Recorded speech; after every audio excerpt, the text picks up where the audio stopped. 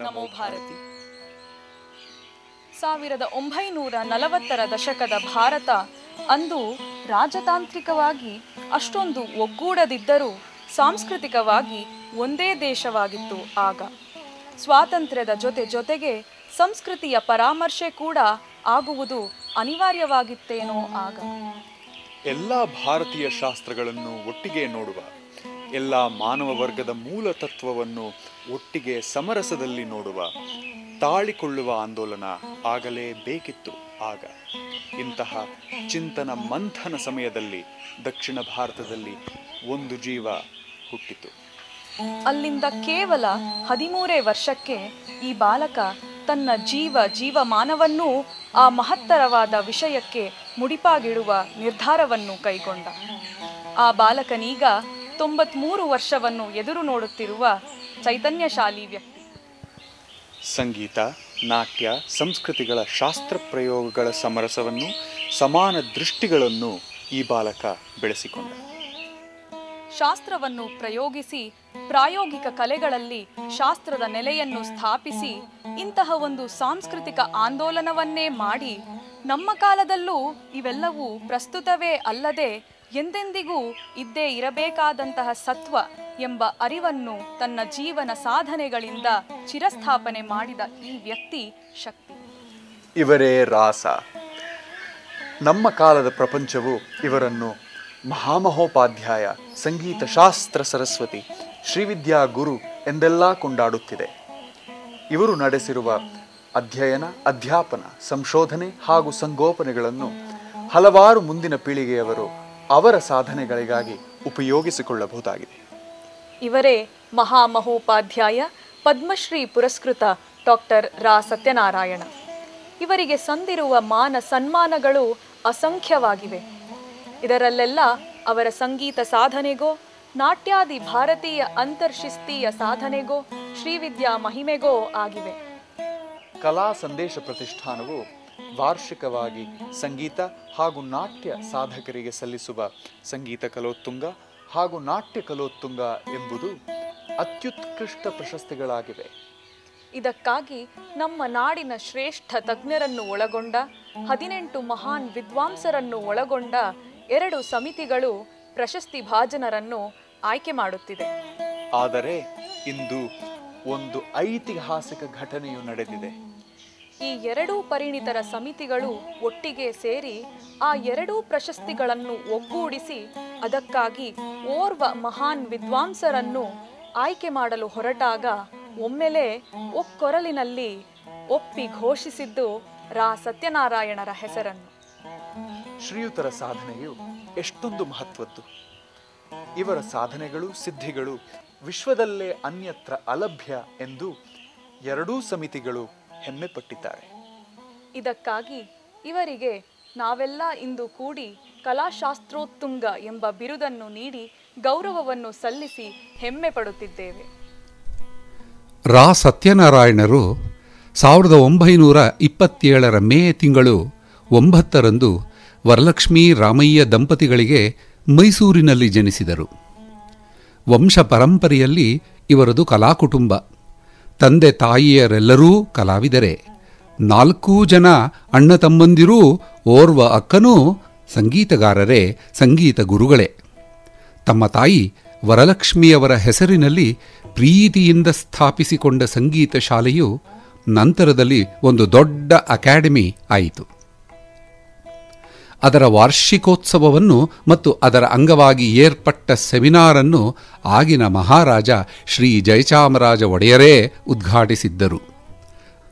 ಅಲ್ಲಿಯವರೆಗೆ ಪ್ರದರ್ಶಕ ಕಲೆಗಳ ಅಧ್ಯಯನ, ಬೋಧನ, ಪ್ರದರ್ಶನಗಳಲ್ಲಿಯೇ ಮಗ್ನವಾಗಿದ್ದ ಈ ಅಕಾಡೆಮಿಯು ರಾ ಸತ್ಯನಾರಾಯಣರವರ ಪರಿಶ್ರಮದಿಂದ ಒಂದು ಶಾಸ್ತ್ರ ಮತ್ತು ಸಂಶೋಧನಾ ಸಂಸ್ಥೆಯಾಯಿತು. ಜಗತ್ತಿನಾದ್ಯಂತ ಎಲ್ಲ ರೀತಿಯ ಸಂಗೀತಗಾರರು, ಶಾಸ್ತ್ರಕಾರರು ಈ ಕುಟುಂಬದತ್ತ ಓಡೋಡಿ ಬಂದರು. ಶಾಸ್ತ್ರವೆಂದರೆ ಮೂಗು ಮುರಿಯುತ್ತಿದ್ದ ಕಾಲ ಅದು. ಆದರೆ ಸತ್ಯನಾರಾಯಣರು ಶಾಸ್ತ್ರವನ್ನು ಅಭ್ಯಾಸ ಮಾಡಿದರೆ, ಅಧ್ಯಯನ ಫಲವನ್ನು ಬೋಧಿಸಿದರೆ, ಭಾಷಣ ಮಾಡಿದರೆ ಮತ್ತು ಪುಸ್ತಕ ಲೇಖನಗಳನ್ನು ಬರೆದು ನೀಡಿದರೆ 100 ಕಚೇರಿಗಳನ್ನು ಕೇಳಿದಷ್ಟೇ ಸಂತೋಷಪಡುತ್ತಿದ್ದರು ಶ್ರೋತೃಗಳು ಮತ್ತು ವಿದ್ಯಾವಲಯಗಳು. ಹೀಗಾಗಿ ಭಾರತೀಯ ಸಂಗೀತ ನಾಟ್ಯಶಾಸ್ತ್ರದ ಆಧುನಿಕ ಪ್ರವರ್ತಕರಲ್ಲಿ ರಾಸಾರವರು ಮೇರು ಸದೃಶರು. ಅವರ ಈ ಸಾಧನೆಯು ಇಂದಿಗೂ ಮುಂದೆಂದಿಗೂ ಮಾರ್ಗದರ್ಶಿ ಮತ್ತು ಸಾಧನೆಯ ಗುರಿಯೇ ಆಗಿರುತ್ತದೆ ಎಂಬುದರಲ್ಲಿ ಸಂದೇಹವೇ ಇಲ್ಲ. ಭಾರತೀಯ ಶಾಸ್ತ್ರಗಳಿಗೆ ಅಂತಾರಾಷ್ಟ್ರೀಯ ಮಟ್ಟದ ಗೌರವಗಳನ್ನು ರಾಸಾರವರು ಪಡೆದುಕೊಟ್ಟಿದ್ದು ಅವರ 20,000ಕ್ಕೂ ಮೀರಿದ ಅಚ್ಚಿಟ್ಟ ಪುಟಗಳ ಶ್ರೇಷ್ಠ ಬರಹಗಳಿಂದಾಗಿ.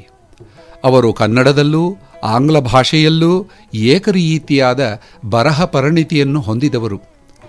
ಅವರ ಗ್ರಂಥಗಳಲ್ಲಿ ಪಂಡರೀಕಮಾಲ, ನರ್ತನ ನಿರ್ಣಯ, ಸುಳಾದೀಸ್ ಅಂಡ್ ಉಗಾಬೋಗಾಸ್, ಕರ್ನಾಟಕ ಸಂಗೀತ ವಾಹಿನಿ, ವೆಂಕಟಮಖಿಯ ಚತುರ್ದಂಡಿ ಪ್ರಕಾಶಿಕ, ಮಖಿಹೃದಯ, ಸಂಗೀತ Sudhakar, ಕೋಹಲಮತಂ, music of Madhva monks, ಮತಂಗಮುನಿಯ ಬೃಹದ್ದೇಶಿ, ಶಾರ್ಂಗದೇವನ ಸಂಗೀತ ರತ್ನಾಕರ, ಮುದ್ದು ವೆಂಕಟಮಖಿಯ ರಾಗಲಕ್ಷಣ, ಮುಮ್ಮಡಿ ಚಿಕ್ಕಭೂಪಾಲನ ಅಭಿನವ ಭರತ ಸಾರ ಸಂಗ್ರಹ, ಹೀಗೆ 178ಕ್ಕೂ ಮೀರಿದ ಗ್ರಂಥಗಳು ಅವರನ್ನು ಆಧುನಿಕ ಭಾರತದ ಭರತಾಚಾರ್ಯ ಎಂದೇ ಎನ್ನಿಸಿಬಿಟ್ಟಿದೆ. ರಾಸಾರವರ ಈ ಗ್ರಂಥಗಳಿಗೆ ಸಂದಿರುವ ಪ್ರಶಸ್ತಿಗಳು, ಬಹುಮಾನಗಳು ಮತ್ತು ಗೌರವಗಳು ಅಸಂಖ್ಯವಾಗಿವೆ. ರಾಸಾರವರು ನಾಟ್ಯವಲಯಕ್ಕೆ ನೀಡಿರುವ ಕೊಡುಗೆಗಳೂ ಅಷ್ಟೇ ಮಹತ್ವದ್ದು. ಅವರ Bharatanatyam A critical study, studies in Indian dance ಇತ್ಯಾದಿ ಗ್ರಂಥಗಳು ಭಾರತೀಯ ನಾಟ್ಯಪಟುಗಳಿಗೆ ಒಂದು ಕೈಪಿಡಿಯಂತೆ ಮಾನ್ಯವಾಗಿದೆ. ಮೈಸೂರು ಶೈಲಿ ಭರತನಾಟ್ಯ ಎಂಬ ಶೀರ್ಷಿಕೆಯನ್ನು ನಮ್ಮ ಕಾಲಕ್ಕೆ ಕೊಟ್ಟ ವಿದ್ವಾಂಸರಲ್ಲಿ ರಾಸಾರವರು ಅಗ್ರಮಾನ್ಯರು ಮತ್ತು ಅದಕ್ಕಾಗಿ ಅವರು ನೀಡಿರುವ ಪ್ರಮಾಣಭೂತ ಲೇಖನ ಗ್ರಂಥಗಳು ಇಂದು ಆ ಶೈಲಿಯನ್ನು ನಮ್ಮ ಕಾಲಕ್ಕೆ ಹಿಡಿದು ನಿಲ್ಲಿಸಿವೆ. ಸತ್ಯನಾರಾಯಣರ ಪ್ರಾಚೀನ ಸಂಗೀತ ನಾಟ್ಯ ಪುನಾರಚನೆಗಳೂ ಸಹ ಅಷ್ಟೇ ಮಹತ್ವದ್ದು. ಅವರು ಬರೆದ ಏಳೆ ಒಂದು ಸಂಗೀತ ಶಾಸ್ತ್ರೀಯ ಅಧ್ಯಯನ ಎಂಬುದು ನಮ್ಮ ಕಾಲದ ಪ್ರಾಮಾಣಭೂತ ಗ್ರಂಥ.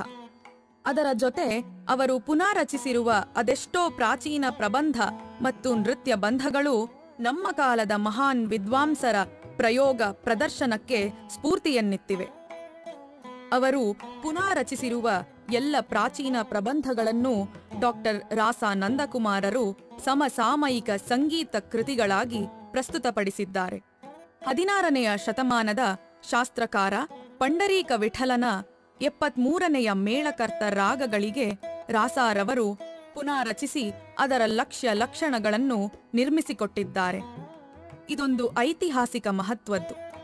ರಾಸಾರವರ ಪುನಾರಚಿತ ನಾಟ್ಯ ರಚನೆಗಳನ್ನು ವಿಶ್ವಮಾನ್ಯರಾದ ವಸುಂಧರಾ ದೊರೆಸ್ವಾಮಿ, ರಾಧಿಕಾ ನಂದಕುಮಾರ್ ಇತ್ಯಾದಿ ನಾಟ್ಯಪಟುಗಳು ಸಮಸಾಮಯಿಕ ಕ್ಷೇತ್ರಕ್ಕೆ ತಮ್ಮ ಪ್ರದರ್ಶನಗಳ ಮೂಲಕ ಕೊಡುಗೆಗಳನ್ನಿತ್ತಿದ್ದಾರೆ. ರಾಸಾರವರು ಶ್ರೇಷ್ಠ ವಾಗ್ಗೇಯಕಾರರು.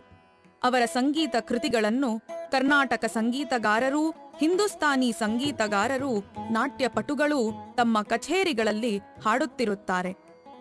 ರಾಸಾರವರ ಶಾಸ್ತ್ರ ನಿರ್ಣಯಗಳನ್ನು ವಿಶ್ವದಾದ್ಯಂತ ವಿದ್ವಾಂಸರು ಚರ್ಚಿಸುತ್ತಿದ್ದಾರೆ. ಅವರು ಅನುವಾದಿಸಿದ ಗ್ರಂಥಗಳು ಇಂದು ವಿಶ್ವಮಾನ್ಯವಾಗಿವೆ. ಭಾರತ ರತ್ನ ಪಿ.ವಿ. ಕಾಣೆಯವರ ದಿ ಹಿಂದೂ ಧರ್ಮಶಾಸ್ತ್ರ, ಇದರ ಉಪನಯನ, ವಿವಾಹ, ಅಂತ್ಯೇಷ್ಠಿ ಮತ್ತು ಶ್ರಾದ್ದದ ಭಾಗಗಳ ಕನ್ನಡ ಅನುವಾದವು ಇಂತಹ ಅನುವಾದಗಳಲ್ಲಿ ಪ್ರಥಮ ನಿದರ್ಶನಗಳು. ರಾಸಾರವರು ಯಂತ್ರ ಮಂತ್ರ ತಂತ್ರ ಶಾಸ್ತ್ರಗಳಲ್ಲಿ ಇಂದು ವಿಶ್ವಗುರು ಎಂಬ ಮಾನ್ಯತೆಯನ್ನು ಪಡೆದಿದ್ದಾರೆ. ಶ್ರೀವಿದ್ಯೆಯಲ್ಲಿ ಶ್ರೀಯುತರು ಮಹಾನ್ ಸಾಧಕರು, ಗ್ರಂಥಕರ್ತರು. ಇವರು ಕಾದಿ ಮಾರ್ಗದ ದಕ್ಷಿಣಾಮೂರ್ತಿ ಪರಂಪರೆಯ ವಿದ್ಯಾರಣ್ಯ ಗುರು ಪರಂಪರೆಯ ಎಲ್ಲ ಯಾಗ, ಯಜ್ಞ, ಪಾರಾಯಣ, ಜಪ, ಪೂಜಾ ದೀಕ್ಷೆಗಳನ್ನು ಸಂಪೂರ್ಣವಾಗಿ ಆಚರಿಸಿ ಧನ್ಯರಾಗಿದ್ದಾರೆ. ಅವರ ಅಸಂಖ್ಯ ದೀಕ್ಷಿತ ಶಿಷ್ಯರು ಜಗತ್ತಿನಾದ್ಯಂತವೂ ಹರಡಿ ಹೋಗಿದ್ದಾರೆ. ಅಲ್ಲೆಲ್ಲ ಅವರ ಜೀವನವು ಸಂಪನ್ನವಾಗುವಂತೆ ಅನುಷ್ಠಾನಪರರಾಗಿದ್ದಾರೆ.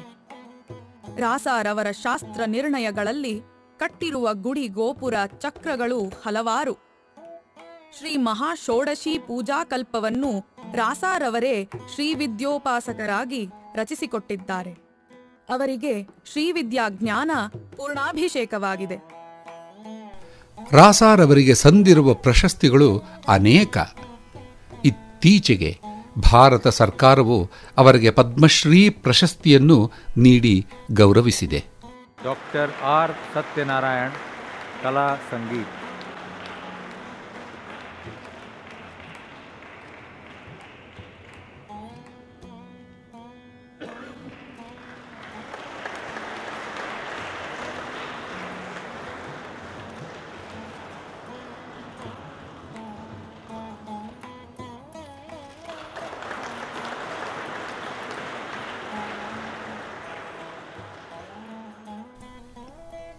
ಕೇಂದ್ರ ಸಂಗೀತ ನಾಟಕ ಅಕಾಡೆಮಿಯು ಅದರ ರತ್ನ ಸದಸ್ಯತ್ವವನ್ನು ನೀಡಿ ಗೌರವಿಸಿದೆ.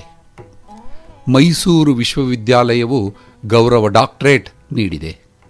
ಖೈರಾಗಢ್ ಇಂದಿರಾ ಸಂಗೀತ ವಿಶ್ವವಿದ್ಯಾಲಯವು ಗೌರವ ಡಾಕ್ಟರೇಟ್ ನೀಡಿದೆ. ಕರ್ನಾಟಕ ರಾಜ್ಯ ಗಂಗೂಬಾಯಿ ಹಾನಗಲ್ ಸಂಗೀತ ಮತ್ತು ಪ್ರದರ್ಶಕ ಕಲೆಗಳ ವಿಶ್ವವಿದ್ಯಾಲಯದ ಗೌರವ ಡಾಕ್ಟರೇಟ್ ರಾಸಾರವರಿಗೆ ಸಂದಿದೆ. ವಿಶ್ವದ ಅತಿ ಪ್ರತಿಷ್ಠಿತ ಸಂಸ್ಥೆಗಳಾದ ಕೇಂಬ್ರಿಡ್ಜ್ ಎಥ್ನೋ ಮ್ಯೂಸಿಕ್ ಸಂಸ್ಥೆ, ರಾಯಲ್ ಏಷಿಯಾಟಿಕ್ ಇತ್ಯಾದಿ ಸಂಸ್ಥೆಗಳು ಇವರನ್ನು ತಮ್ಮ ಫೆಲೋ ಆಗಿ ಗುರುತಿಸಿ ಮಾನ್ಯತೆ ನೀಡಿದ್ದಾರೆ. ಜಗದ್ಗುರು ಪೀಠಗಳು, ಪ್ರತಿಷ್ಠಿತ ಸಂಘ ಸಂಸ್ಥೆಗಳು ಇವರಿಗೆ ನೀಡಿರುವ ಪ್ರಶಸ್ತಿ ಮಾನ ಸಮ್ಮಾನಗಳಂತೂ ಅಸಂಖ್ಯವಾಗಿವೆ.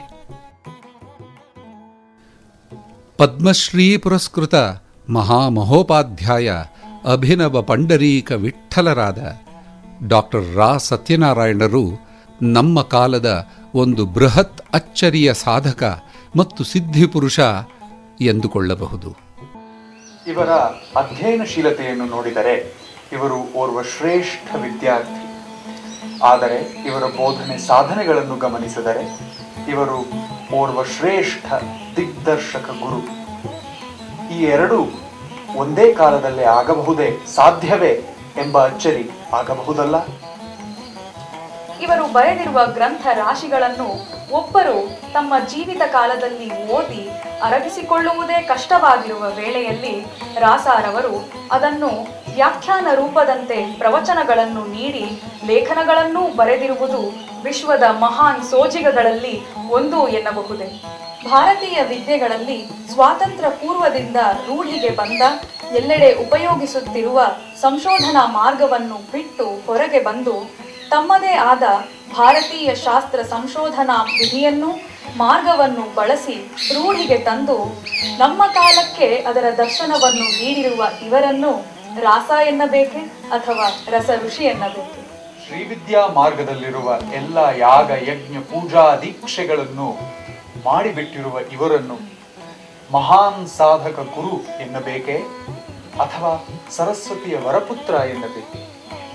ಮಕ್ಕಳ ಜೊತೆಗೆ ಇನ್ನಾತಾತನಾಗಿ, ವಿದ್ಯಾರ್ಥಿಗಳ ಜೊತೆ ಗುರು ರಾಸ ಆಗಿದ್ದು, ತಮ್ಮ ಸಹಪಾಠಿಗಳೊಂದಿಗೆ ಸತ್ಯು ಆಗಿದ್ದು, ತಮ್ಮ ಒಡಹುಟ್ಟಿದವರ ಜೊತೆ ಚಿನ್ನು ಆಗಿದ್ದು, ತಮ್ಮ 93ರ ಸನಿಹದ ವಯಸ್ಸಿನಲ್ಲೂ ಅನವರತವೂ ತಾಯಿಯ ಸ್ಮರಣೆಯಲ್ಲೇ ಆನಂದ ಪಡುತ್ತಿರುವ ಈ ಮುಗ್ಧರಿಗೆ ಏನೆನ್ನಬಹುದು? ಇದಕ್ಕಾಗಿ ಅವರ ಎಲ್ಲ ಪ್ರಶಸ್ತಿಗಳು, ಫಲಕಗಳು, ಬಿರುದುಗಳು ಸೋತು ಬಿಡುವುದಿಲ್ಲವೇ? ಬಹುಶಃ ಇಷ್ಟುವೆಂದರೆ ಸಾಕೇನು.